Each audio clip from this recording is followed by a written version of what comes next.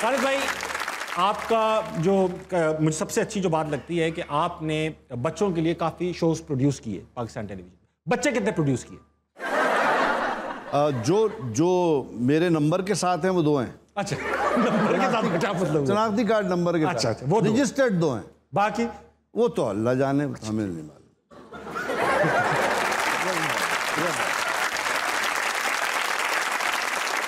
اچھا خالد بھائی یہ بتائیے کہ آج کل کا جو دور ہے, ظاہری بات ہے بچے ٹک ٹاک, سوشل میڈیا, ان چیزوں پہ لگے ہوئے ہیں.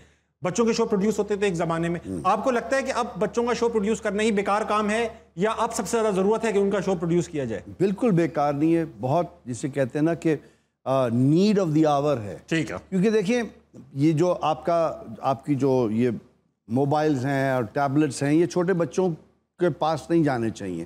یہ والدین کو پتہ ہونا چاہیے. آج کل کی ہماری جو مائیں ہیں, بچیاں ہماری, وہ بہت غلط کرتی ہیں. یا تو انہوں نے بچے کو پکڑا دیا ہوتا ہے, ٹاڈلر کو, وہ ساتھ سیریل کھا رہا ہوتا ہے اور ساتھ وہ دیکھ رہا ہوتا ہے ایسے کر کے. یہ گھر کی بات ہے. ہاں, تو یہ بہت غلط بات ہے. ایک تو اس کی جو ریز اپنی ڈیمیجنگ ہے وہ ہیں, آنکھیں بچے کی الگ خراب ہو رہی ہیں.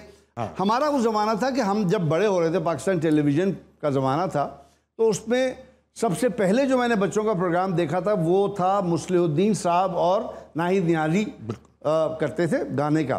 اور رائمز جو ہوتے ہیں وہ سکھانے کا ایک طریقہ ہوتا ہے. آپ ٹیون کے ذریعے ان کو حساب کتاب سکھاتے ہیں, آداب سکھاتے ہیں.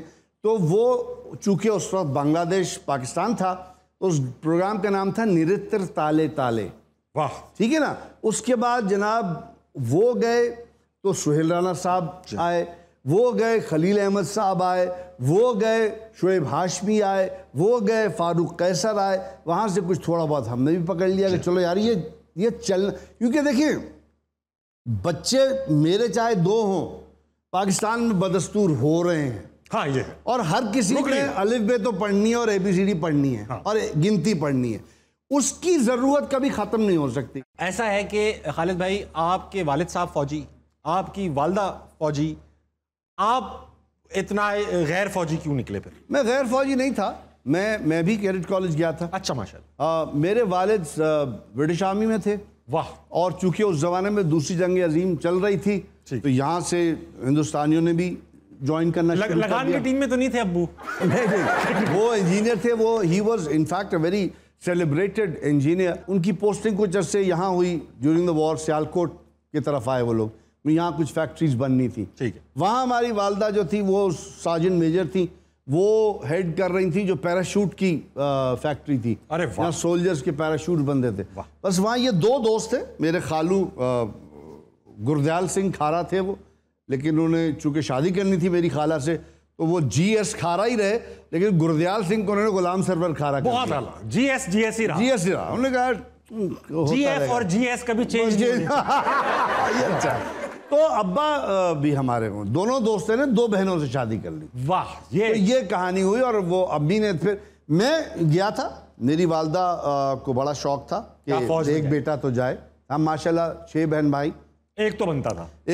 ایک بیچارے بڑے بھائی میڈیکل میں رہ گئے, چھوٹے نکمے تھے, وہ امتحان میں فیل ہو گئے, تو سارا بوجھ مجھ پہ آ گیا. میں نے کہا کر کے تو دکھانا پڑے گا. آپ گئے؟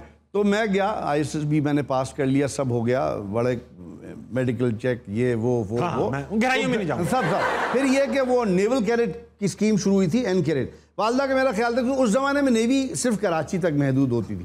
تو انہوں نے کہا کہ نہیں ہم یہیں رہیں گے, تمہارے والد کی قبر یہاں ہے, میں وہیں رہوں گی اور میں وہیں دفن ہونا چاہتی ہوں. ہوتی بیچارے. تو وہ میں پھر میری والدہ کا انتقال ہو گیا تو میں نے چھوڑ دیا تھا. میں نے کہا یار نہیں. پھر اچھا آپ جا کے واپس آئے؟ جی. اچھا. ہاں, یہ شکر آ گیا. اچھا جا کر آ جاتے ان کو بھی مطلب اسکیمیں ملتی ہیں؟ واقع نہیں, پر وہاں کے نکالے ہوئے تو ہیں.